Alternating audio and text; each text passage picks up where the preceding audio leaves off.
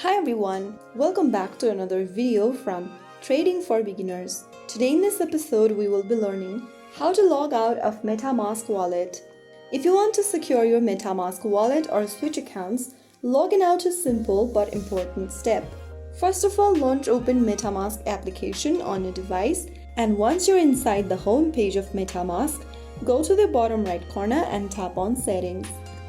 Inside the Settings menu, click on Lock at the very bottom and it will ask you if you really want to lock your wallet. Make sure you remember the password for your wallet before locking your wallet. If you remember, click Yes and you'll be redirected to the login section.